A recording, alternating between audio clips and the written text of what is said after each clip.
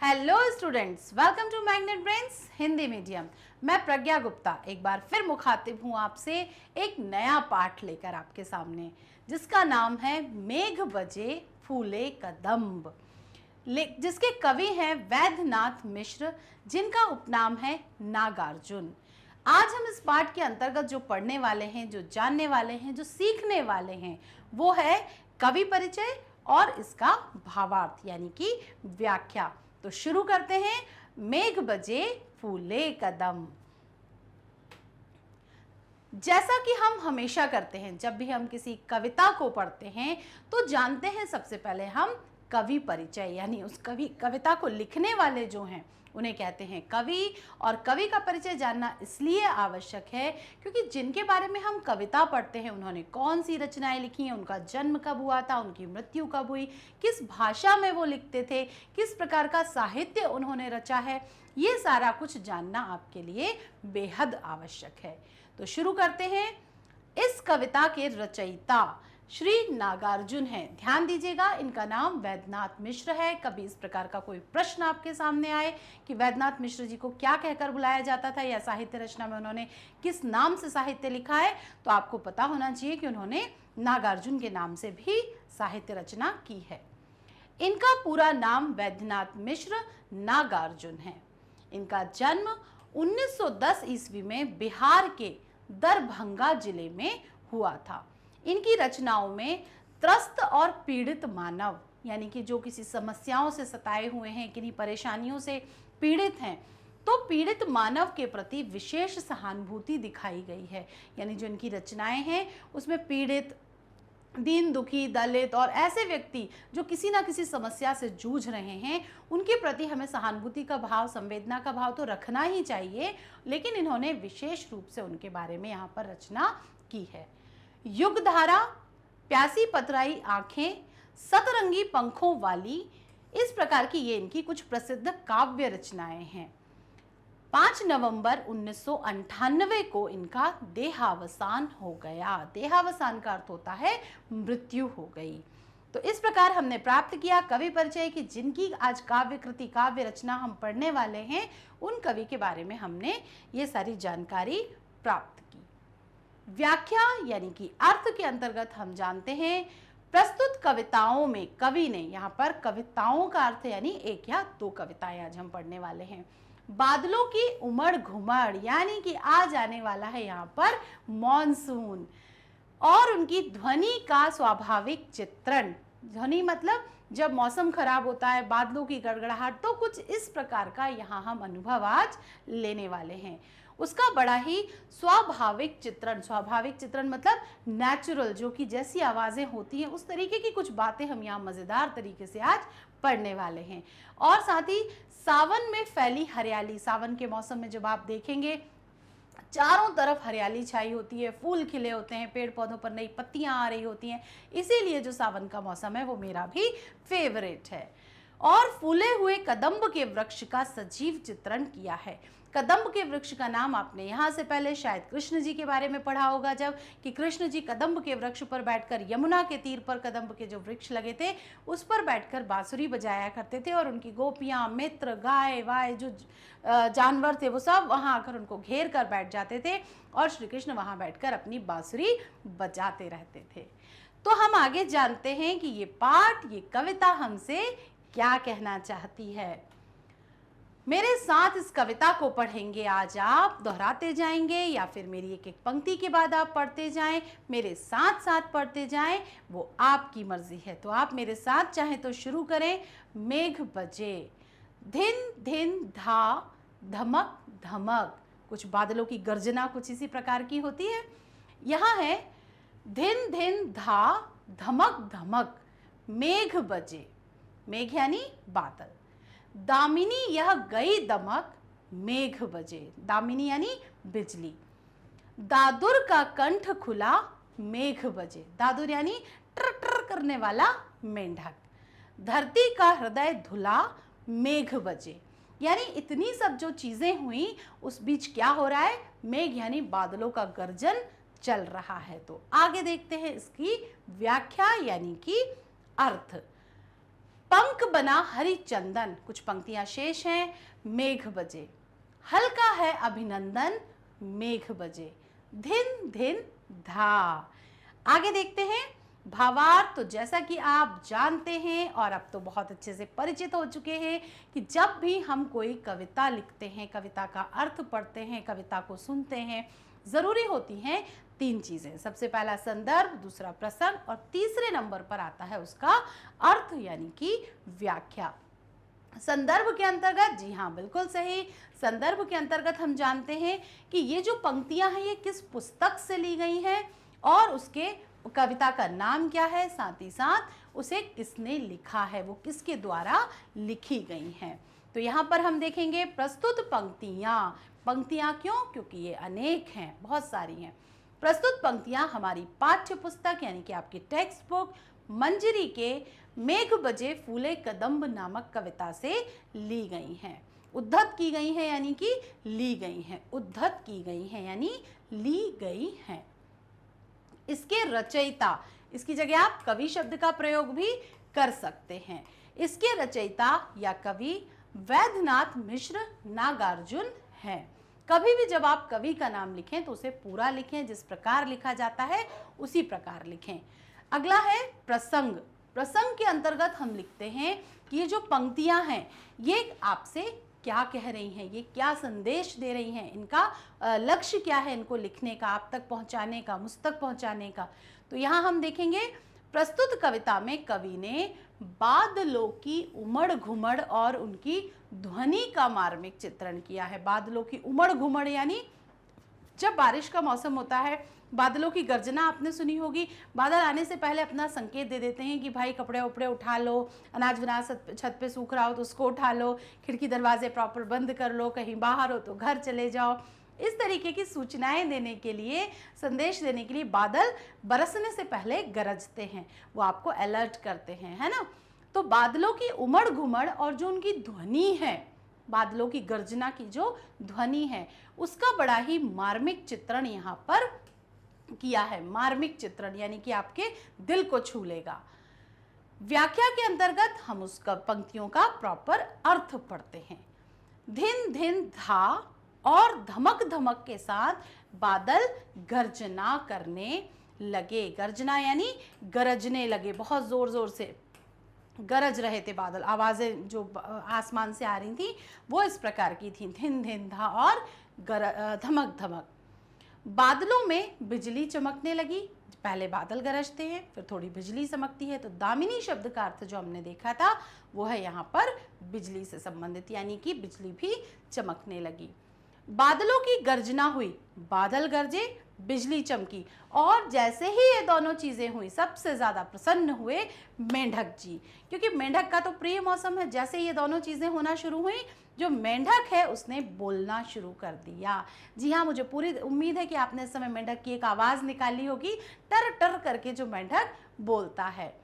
धरती का ऊपरी तले में, धरती का जो ऊपरी तला यानी कि पृथ्वी का जो सबसे ऊपरी लेयर है वो किससे धुल गई? पानी से धुल गई। जैसे ही वर्षा शुरू हुई, पूरे हम कहते हैं ना आसपास धुल जाता है, तो धुल गया। कीचड़ भी चंदन समान लग रहा है। अब देखिए, किसी सूखी मिट्टी पर जब बारिश की बूंदें गिरती हैं, जब पानी पहली बार गिरता है, तो एक तो बड़ी भीनी सी खुशबू आती है, और दूसरा है उस मिट्टी में जब पानी गिरा तो वो जो नम होती है मिट्टी, उसके बाद किसान बहुत प्रसन्न होते हैं, क्योंकि वो बीज बोने का सर्वोत्तम महीना होता है, उनका सर्वोत्तम समय होता है। तो कीचड़ भी इस समय किसके समान लग रहा है? चंदन के समान लग रहा है, क्योंकि पानी बरसने से जो जमीन थी, जो जमीन है वो क्या हो गई है? जोतने योग्य हो गई है। अब वहां पर हल चलाया जा सकता है। सूखी जमीन पे जब हल को चलाएंगे तो उतना कारागर साबित नहीं होगा, लेकिन हल्की बारिश होने के बाद जब उसका खेत में हल चलाया जाएगा तो वो मिट्टी जो है वो ऊपर नीचे अच्छी तरीके से मिक्स हो जाएगी, मिल जाएगी। तो किसान बड़े प्रसन्न हो गए हैं। इस प्रकार हल का स्वागत होने लगा। देखिए, अब आपके समय में तो अभी आप देख रहे हैं कि फसलों का उत्पादन करने के लिए खेतों में कई प्रकार के ट्रैक्टर या जो भी चीज़ें उत्पादन के लिए नई नई तरीके की मशीनें यूज़ होने लगी हैं, लेकिन जिस परिक्षेप में ये पाठ लिखा गया है, तो आज भी और पहले किस चीज़ से खेती की जाती थी? हल से खेती की जाती थी। यहाँ पर इस प्रकार हल का स्वागत होने लगा। किसानों ने अपने हल निकाल लिए कि अब बीज बोने का समय नजदीक है। बादल धिन धिन करके गर्जना करने लगे। बादल अभी भी जोर जोर से गरज रहे हैं और इस प्रकार की एक गर्जना से सबसे ज्यादा प्रसन्न कौन कौन हो गए हैं? एक तो किसान प्रसन्न हो गया है और दूसरे मेंढक प्रसन्न हो गए हैं। और आप और मैं तो ऐसा मौसम देखकर खुश हो ही जाते हैं और बच्चे भी जाने क्या क्या प्लानिंग्स अपने दिमाग में ऐसे मौसम के बाद कर लेते हैं। तो आगे बढ़ते हैं। फूले कदम्ब, यहां हमने पढ़ा मेघ बजे। अब हम जो पढ़ने वाले हैं वो है फूले कदम्ब। फूले कदम्ब टहनी टहनी में कंदुक सम झूले कदम। कंदुक का अर्थ होता है, संस्कृत में आपने ये शब्द पढ़ा होगा, सुना होगा, कंदुक का अर्थ होता है गेंद से मतलब होता है। फूले कदम्ब सावन बीता, बादल का कोप नहीं रीता। कोप यानी क्रोध, गुस्सा। जाने कब से वो बरस रहा, ललचाई आंखों से नाहक। जाने कब से तू तरस रहा, मन कहता है छूले कदम्ब, फूले कदम्ब, फूले कदम्ब। इस कविता को, इस पंक्तियों को 2, 3, 4 बार पढ़िए, ये आपके दिल को छू लेंगी क्योंकि इतनी सुंदर कविता ये लिखी गई है। आगे बढ़ते हैं। पुनः प्रस्तुत कविता, प्रस्तुत पंक्तियां हमारी पाठ्य पुस्तक मंजरी के मेघ बजे फूले कदम नामक कविता से उद्धत की गई हैं, यानी कि ली गई हैं।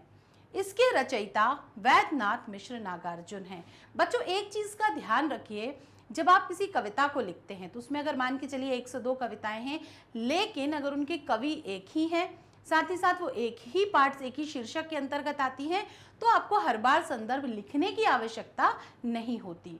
अगर आप अपनी कॉपी में इसको लिख रहे हैं तो हर बार अगर आप नहीं भी लिखना चाहें तो इसके स्थान पर आप पूर्ववत लिख सकते हैं। हालांकि ये एक कविता मेघ बजे से है और दूसरी एक कविता फूले कदम से है, तो यहाँ तो संदर्भ आपको लिखना आवश्यक है।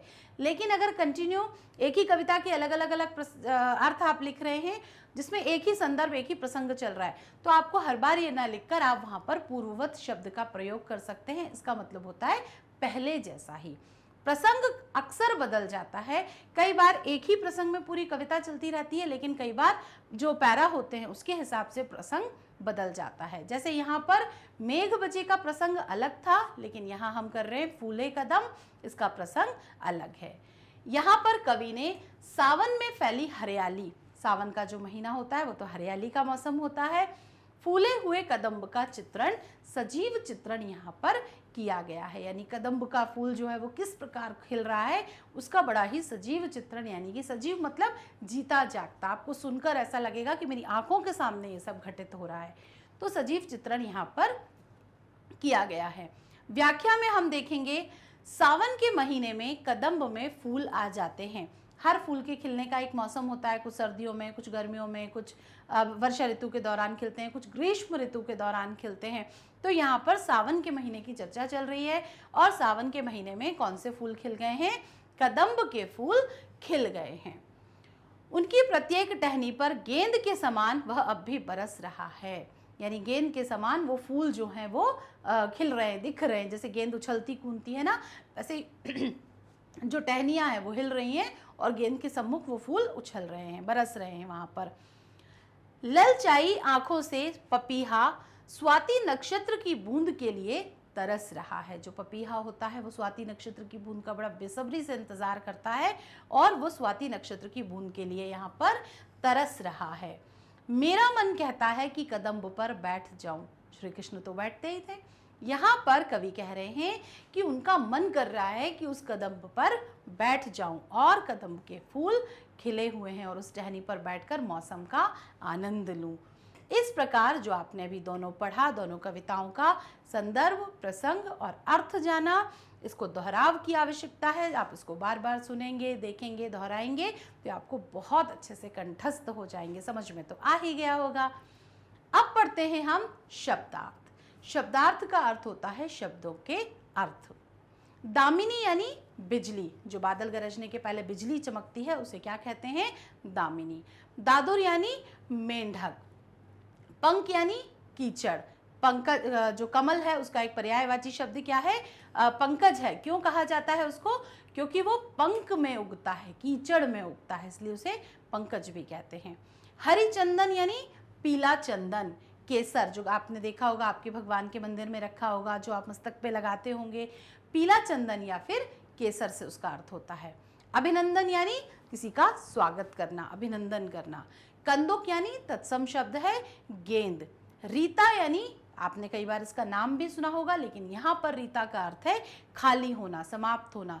कई बार आपने शब्दों का प्रयोग सुना होगा, बर्तन रीत गया है, जो भगोना है वो रीत गया है, मतलब खाली हो गया है। नाहक यानी बेकार में ही, व्यर्थ। तो इस प्रकार यहाँ पर कुछ शब्दों के अर्थ थे। आगे देखते हैं। अगले वीडियो में जो हम करेंगे वो है इस पाठ के प्रश्नोत्तर और भाषा अध्ययन। बच्चों, एक बहुत इंपॉर्टेंट बात है जो कि है, आप जब तक इन वीडियोस का दोहराव नहीं करेंगे, इन्हें बार बार नहीं देखेंगे, कुछ चीज़ें आपको बहुत अच्छे से कंठस्थ नहीं होंगी। तो इनका दोहराव, जो प्रैक्टिस है, अभ्यास है, वो आपको लगातार करते रहना है। बिल्कुल भी करत करत अभ्यास के जड़मती होत सुजान, रसरियावत जाति सिल पर होत निशान। यानी कि हर एक चीज़ सुनने और करने के साथ साथ ज़रूरी है उसका अभ्यास करना, उसकी प्रैक्टिस करना। और मैग्नेट ब्रेन्स आपके लिए इसी तरीके के वीडियोस लाता रहेगा। अगले वीडियो में हम फिर से नए प्रश्नोत्तर, भाषा की बात और नए पाठ देखेंगे। तब तक के लिए आपकी जानकारी में सीबीएसई मैग्नेट ब्रेन्स आपके लिए लेकर आया है CBSE English medium, CBSE Hindi medium, साथ ही साथ UP board, Bihar board, NTSC और साथ में सीयूईटी, ओलंपियाड और स्पोकन इंग्लिश भी। आप हमसे जुड़ने के लिए फेसबुक, ट्विटर, इंस्टाग्राम और टेलीग्राम से संपर्क कर सकते हैं। बुक्स और ई बुक्स का खजाना भी यहाँ पर बड़ी भारी मात्रा में मौजूद है।